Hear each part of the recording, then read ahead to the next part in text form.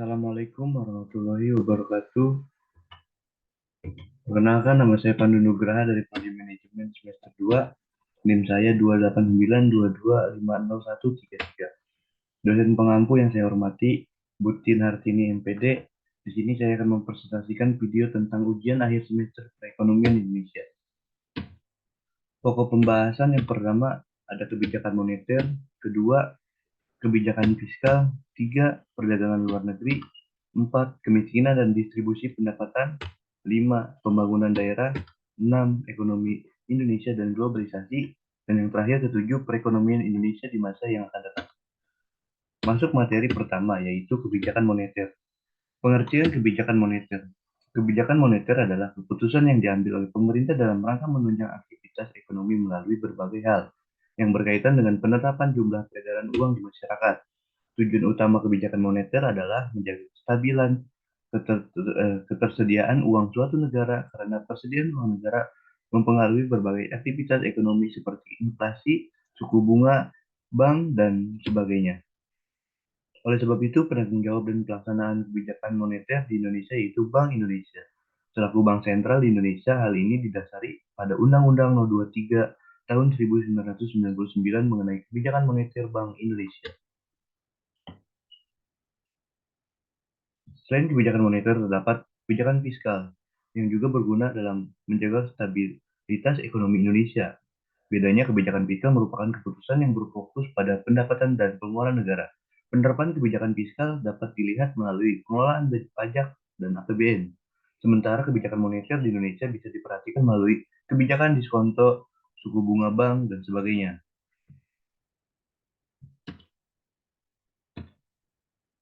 Tujuan kebijakan moneter. Pertumbuhan ekonomi suatu negara harus berjalan dengan terkontrol dan berkelanjutan. Hal ini dapat diwujudkan melalui keseimbangan arus barang atau jasa dengan peredaran uang. Oleh karena itu, tujuan kebijakan moneter adalah menjaga stabilitas ekonomi melalui pengaturan dan penetapan terkait peredaran uang di masyarakat. Yang pertama, menjamin stabilitas ekonomi. Kedua, mengendalikan inflasi. Tiga, meningkatkan lapangan pekerjaan. Empat, melindungi stabilitas harga barang di pasar. 5. Menjaga keseimbangan neraca pembayaran internasional. 6. Mendorong pertumbuhan ekonomi. Instrumen kebijakan moneter dibagi menjadi dua, yaitu yang pertama kebijakan moneter kuantitatif, yang kedua kebijakan moneter kualitatif. Kebijakan pasar terbuka, open market policy, kebijakan diskon polisi, yang ketiga kebijakan cadang kas, ratio polisi, kebijakan kredit selektif dan kredit longgar, himbauan moral. Itulah adalah kebijakan instrumen kebijakan moneter kuantitatif, kebijakan moneter kualitatif. Masuki materi kedua, yaitu kebijakan fiskal. Pengertian kebijakan fiskal. Dari segi definisinya, pengertian kebijakan fiskal adalah kebijakan yang diambil pemerintah demi menjaga pemasukan dan pengeluaran negara tetap stabil sehingga perekonomian negara bisa bertumbuh baik. Lebih spesifik lagi, menurut OJK, pengertian kebijakan fiskal adalah kebijakan tentang perpajakan, penerimaan, utang piutang, dan belanja pemerintah dengan tujuan ekonomi tertentu. Kebijakan fiskal adalah konsep pengelolaan ekonomi diperkenalkan oleh John Maynard Keynes, yang kemudian umum dipakai dunia sejak peristiwa depresiasi besar Great Depression, sehingga terjadi pasca Perang Dunia Pertama tahun 1929. Menurut Keynes, pemerintah suatu negara sebenarnya punya hak mengatur pengeluaran dan pemasukan sebuah negara dengan menetapkan pajak dan membuat kebijakan demi ekonomi makro negara. Tujuan kebijakan fiskal yang pertama, 1. Menjaga dan mengembangkan perekonomian negara. Tujuannya adalah demi menjaga stabilitas, sekaligus mengembangkan kondisi ekonomi negara.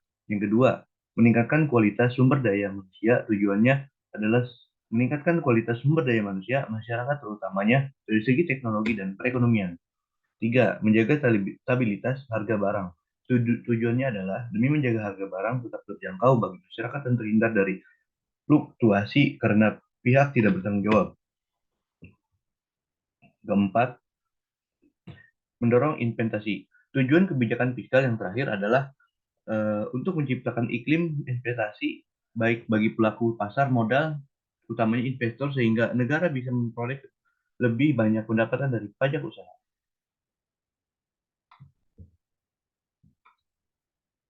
Contoh kebijakan fiskal di Indonesia. Tax amnesty. Contoh kebijakan fiskal di Indonesia pertama yaitu tax amnesty.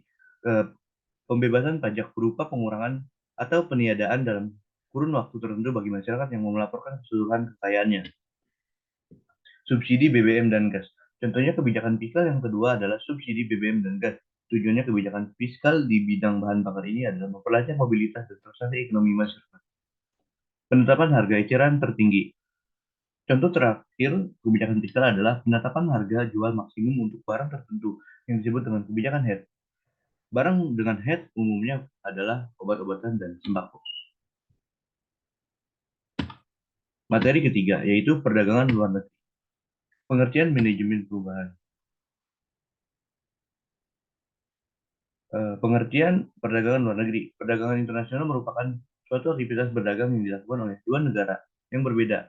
Lebih jelasnya, perdagangan internasional ini dapat terjadi ketika ada kegiatan perdagangan yang dilakukan oleh dua negara berbeda dan tentu saja kegiatan tersebut telah disetujui oleh keduanya. Tujuan perdagangan luar negeri.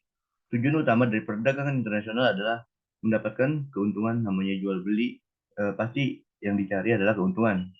Ya kan? Jadi antara menjual dan pembeli sama-sama diuntungkan. Manfaat perdagangan luar negeri. Manfaat lainnya dari perdagangan internasional yaitu yang pertama memungkinkan terjadinya spesialisasi terutama dari negara eksportir. Yang kedua meningkatkan produktivitas dan efisiensi. Yang ketiga mendorong munculnya teknologi baru. Yang keempat memperluas pasar.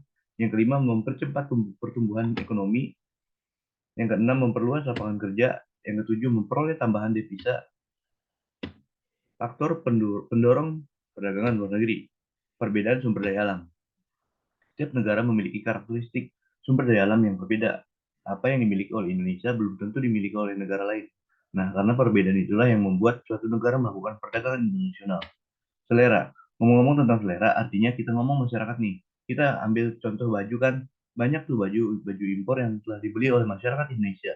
Padahal di Indonesia sendiri juga memproduksi baju, tapi masyarakat kita tetap membeli produk luar karena yang memang itu selera mereka, sehingga mereka tetap melakukan perdagangan internasional.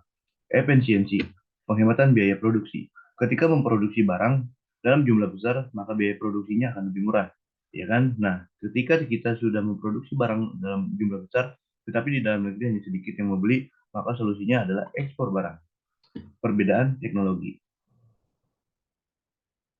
Teknologi yang dimiliki negara lain seperti Jepang dalam memproduksi mobil dikatakan sudah mumpuni. Indonesia mungkin aja bisa, tapi dibutuhkan biaya yang sedikit. Sehingga kita cenderung membeli mobil yang diproduksi oleh perusahaan Jepang. Nah, hal itu mendorong masyarakat Indonesia melakukan perdagangan internasional.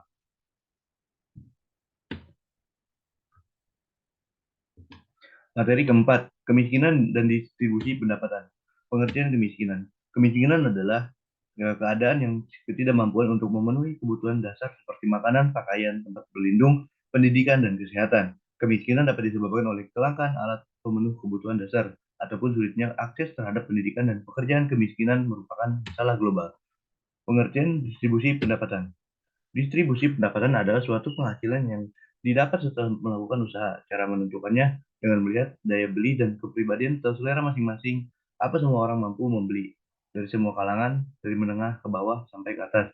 Dan selera orang tentu berbeda. Contoh kemiskinan. Yang pertama, tidak kesanggupan atau tidak mampuan dalam memenuhi kebutuhan pokok seperti kebutuhan pangan, sandang, dan papan. Yang kedua, tingginya angka kelahiran. Ketiga, sikap menutur diri dari pengaruh luar. Yang keempat, adanya ketidakadilan. Yang kelima, tidak menerima hak yang semestinya. Yang keenam, tingkat pendidikan yang rendah. Yang ketujuh, kurang gizi. Yang kedelapan, adanya wabah penyakit.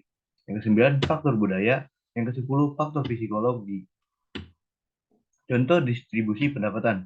Distribusi pendapatan secara adil contohnya penerapan dalam lingkungan. Yang pertama, keluarga. Adanya pemerataan pemberian uang pendidikan pada anak oleh orang tua. Yang kedua, contohnya pemerataan pembagian harta warisan oleh orang tua kepada anak cucunya. Dua, sekolah. Pemerataan bantuan pendidikan beasiswa untuk siswi yang tidak mampu. Kedua, pemerataan bantuan pendidikan untuk siswa yang berprestasi. Tiga, masyarakat. Pemerataan pemberian daging kurban pada saat Idul Adha untuk seluruh warga masyarakat. Pemerataan pemberian kesempatan kerja oleh masyarakat yang mampu untuk warga yang pengangguran supaya jadi pemerataan pendapatan. 4. Negara melaksanakan program pemberian bantuan uang tunai untuk fakir miskin yang berpendapatan rendah. Membuat program membuka lapangan pekerjaan untuk pemerataan pendapatan. Materi kelima. Pembangunan daerah. Pengertian pembangunan daerah. Pembangunan daerah adalah pemanfaatan sumber daya yang dimiliki untuk meningkatkan kesejahteraan masyarakat yang nyata baik dalam aspek pendapatan, kesempatan kerja, lapangan berusaha, akses terhadap pengambilan kebijakan berdaya asing, maupun peningkatan indeks pembangunan manusia. Tahapan dalam tugas proses perencanaan pembangunan daerah. Yang pertama, pengumpulan dan analisis data, yaitu penentuan basis ekonomi, analisis struktur tenaga kerja, evaluasi kebutuhan tenaga kerja, analisis peluang dan kendala pembangunan. Yang kedua, pemilihan strategi pembangunan daerah. Yang pertama, penentuan tujuan dan kriteria, penentuan kemungkinan tindakan, penyusunan strategi. Yang ketiga, pemilihan proyek-proyek pembangunan. Yang pertama, identifikasi proyek, penilaian viabilitas proyek. 4. Pembuatan rencana tindakan. Pra penilaian hasil proyek, pengembangan input proyek, penentuan alternatif sumber daya pembiayaan, identifikasi struktur proyek. 5. Penentuan rincian proyek, pelaksanaan studi kelayakan secara rinci, persiapan rencana usaha, pengembangan monitoring dan pengevaluasian program. 6. Persiapan perencanaan agregat dan implementasi, penyiapan skedul implementasi rencana proyek, penyusunan program pembangunan secara keseluruhan, pemasaran kebutuhan keuangan. 1. Peningkatan kapasitas. Tujuan pembangunan. Yang pertama, peningkatan kapasitas sumber daya manusia. Yang kedua, koordinasi yang semakin baik antar stakeholder. Yang ketiga, peningkatan sumber daya yang berkualitas. Keempat, sarana prasarana yang memadai dan berkualitas. Kelima, dunia usaha yang kondusif. Keenam, mengurangi ketimpangan. Ketujuh, memberdayakan masyarakat. Yang kedelapan, mengentaskan kemiskinan. Yang kesembilan, menambah lapangan kerja. Yang kesepuluh, menjaga kelestarian sumber daya alam. Materi keenam, yaitu ekonomi Indonesia dan globalisasi. Pengertian ekonomi Indonesia. Ekonomi Indonesia merupakan ekonomi terbesar di Asia Tenggara dan merupakan salah satu ekonomi pasar berkembang sebagai negara berpenghasilan menengah dan anggota G20. Indonesia tergolong dalam negara industri baru. Indonesia adalah ekonomi terbesar ke-17 dalam hal PDB, keseimbangan kemampuan berbelanja, KKB. Apa itu globalisasi ekonomi? Globalisasi ekonomi memandang dunia adalah sebuah kesatuan yang bertujuan untuk menciptakan kawasan perdagangan yang lebih luas. Globalisasi perekonomian ini kaitannya dengan perdagangan bebas yang berusaha menghilangkan hambatan-hambatan perdagangan internasional. Globalisasi ekonomi adalah proses integrasi dan interkoneksi antar pasar, perusahaan, dan negara di seluruh dunia. Konsep globalisasi ekonomi.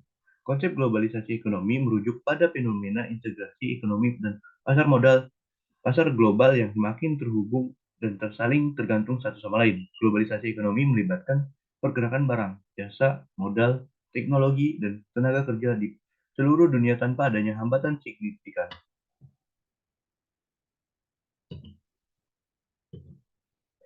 Ruang lingkup globalisasi.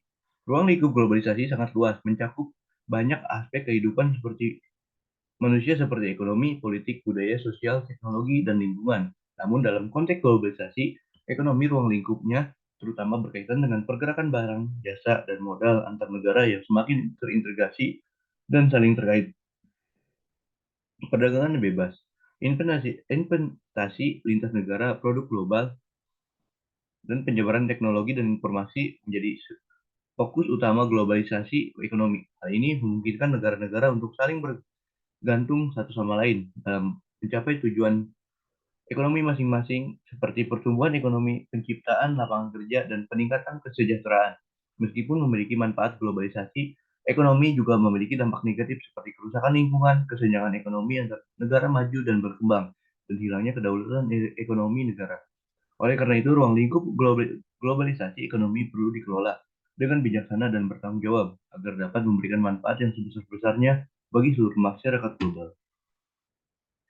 Dampak globalisasi ekonomi pada suatu negara. Dampak positif.